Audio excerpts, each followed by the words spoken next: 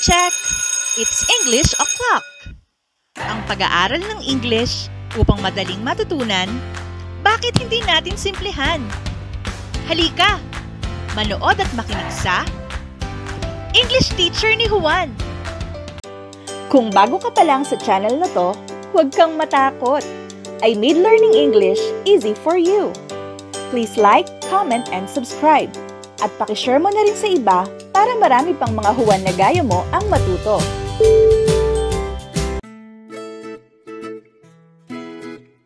Hello there everyone!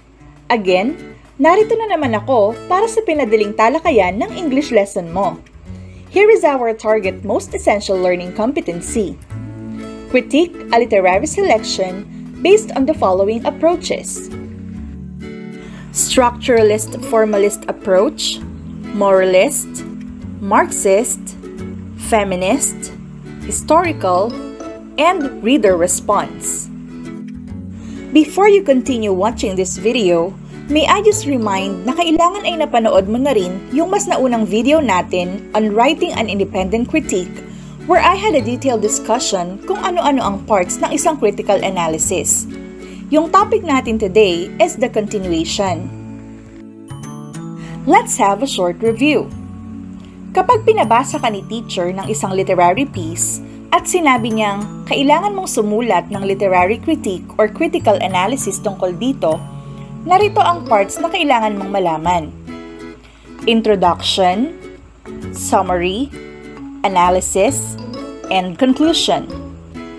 Ang focus ng discussion natin today ay dito sa analysis part. You have to know that when you write the analysis of a literary piece, you have to consider several critical approaches. Critical approaches, sometimes called lenses, are the different perspectives we can consider in analyzing or interpreting a text. Meaning, kapag pinasulat ka ni teacher ng literary critique, pwede kang gumamit ng iba't ibang literary approaches to analyze the text. Itong mga critical approaches na ito ay tinatawag ding lenses. Ito yung iba't ibang anggulo kung paano mo i-analyze or i-interpret ang isang literary work. Let me give you a simple illustration. Let's say, a girl is riding her bicycle. When all of a sudden, she fell off her bike. We may analyze the scenario using different approaches. Pwede nating isipin na kaya natumba yung batang babae ay dahil luma na yung bike niya. Nabutas na yung gulong kaya siya natumba. This is the formalist or structuralist approach. In another angle, pwede ring isipin natin na kaya siya natumba kasi itinulak siya ng mga kalaro niyang mga batang lalaki dahil on their point of view, ang pagbabike ay para lamang sa mga lalaki at hindi para sa babae. This approach then is the feminist approach. We can also perceive that kaya siya natumba ay dahil nagmamadali siyang magbike dahil binubuli siya ng mga kaklase niyang mayayaman dahil siya ay isang mahirap lamang. This approach naman is the Marxism. These are just some of the critical approaches that I will discuss in detail. So sit back, relax, and learn. Before we proceed, may babasahin muna tayong summary ng isang short story. And from this story, I'll show you samples of the analysis using different critical approaches. The title of this short story is Dead Stars, written by Paz Marquez Benitez, a Filipino writer. The short story Dead Stars revolves around a man, Alfredo Salazar, and his affairs. Alfredo Salazar believes in true love and optimism to discover ecstasy in its tear. Esperanza is the first woman he falls in love with. The families of both of them are acquainted with each other, and hence, they start a loving relationship. Both get engaged after 3 years of their relationship. Alfredo is a lawyer who has strong desires and wants warmth and compassion. However, Esperanza is an impassionate woman having strong will and principles. Alfredo's love for her soon fades away when he meets Julia. Julia, now, becomes a new object of his desire. Julia Salas is sister-in-law of the judge, who is a friend of Alfredo's father.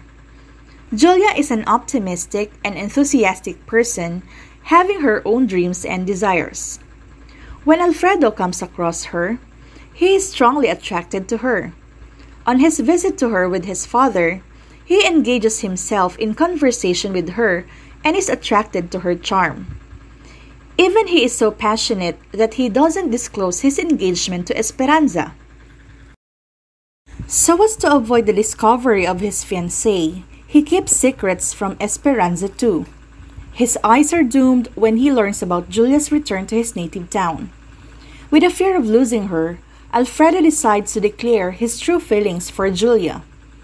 When the church's function ends, Alfredo goes to meet her, though his fiancée is waiting for him. When he reaches there, he learns that Julia has already known about his engagement to Esperanza. She wishes him for his marriage and leaves him. On his return home, he gets a double blow.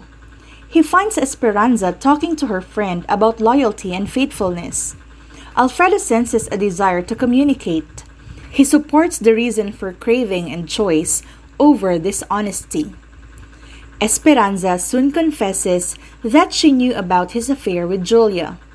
In pursuit of his lust and heart's content, she encourages him to cancel the wedding. However, the wedding goes ahead as scheduled and Alfredo surrenders to reason. Near Julia's native town, Alfredo, after 8 years, is sent to some work duty. On his visit, he feels nostalgic and cannot resist his lust for Julia, and soon finds an excuse to meet her. Julia is still single, that forces Alfredo to dream about starting a new life with her. However, he soon realizes that everything is not the same as it were before. Moreover, Julia has also lost something. Now that we're done reading the story, I will show you sample analysis using the following critical approaches: Structuralist or Formalist Approach, Historical Approach, Moralist Approach, Feminist Approach, Reader Response Approach, and Marxist Approach. Again, tandaan ninyo na itong analysis ay part lamang ng isang buong literary critique. The first approach that I will discuss is the Structuralist or Formalist Approach. It holds that the true meaning of a text can be determined only by analyzing the literary elements of the text and by understanding how these elements work together to form up a cohesive whole. It is the study of a text without taking into account any outside influence like historical background and biography of the author. In this approach, what are being analyzed are the following: literary elements, literary devices, structure. It means how the work is structured or organized, and language, which means the style of writing.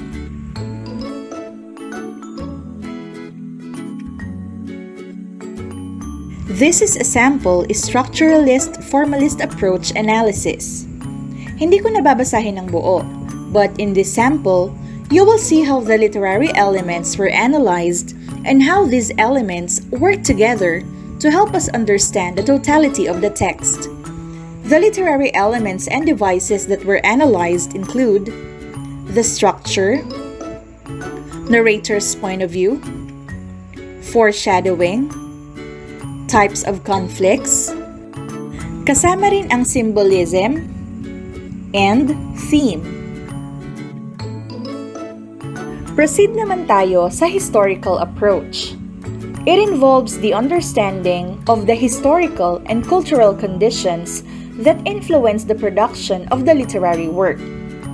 For example, may mga literary works about war na naisulat dahil noong mga panahon na yon ay talagang kasalukuyang mayroong nagaganap na gyera.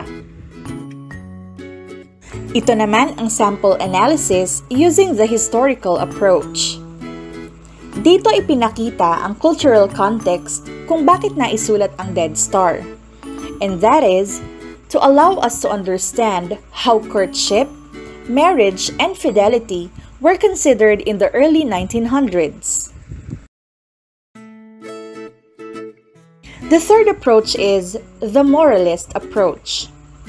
To study literature from the moral or intellectual perspective is therefore to determine whether a work conveys a lesson or message and whether it can help readers lead better lives and improve their understanding of the world.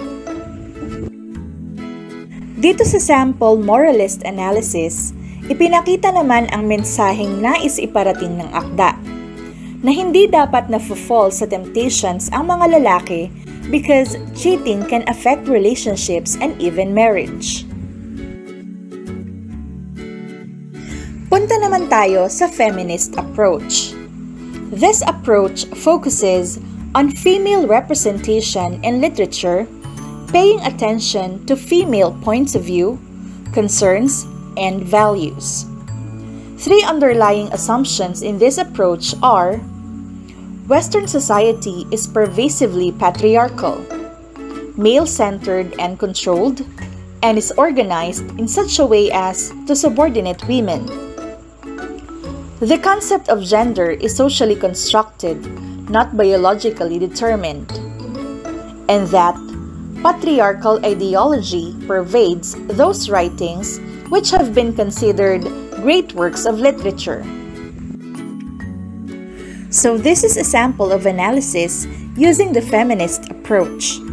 Kapag binasa mo tong sample, you can see that women during those days, through the character of Esperanza, are portrayed to be the typical women who were very dependent to men as they could not make decisions for themselves. Now, let's talk about the reader response approach. This approach argues that the meaning of a text is dependent upon the reader's response to it.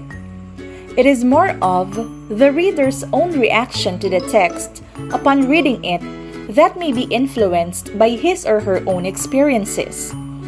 Hence, two different readers may derive completely different interpretations of the same literary text. This is a sample analysis of the text using the reader response approach. This is the response or reaction of the writer of the critique based on his personal perception of the text.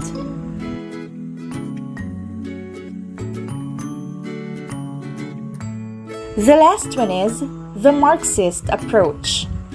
Critics examine the relationship of a literary product to the actual economic and social reality of its time and place, including class stratification, which means that certain tasks in society are more valuable than others. Class relations, which concerns the authority relationships based on property ownership. And dominant ideology, basically the rich versus poor issues. It tries to understand how power, politics, and money play a role in literary text and how these elements impact the society and characters in the text. Class struggle between the rich and the poor, between the more superior and the less superior. These are the elements of Marxist approach.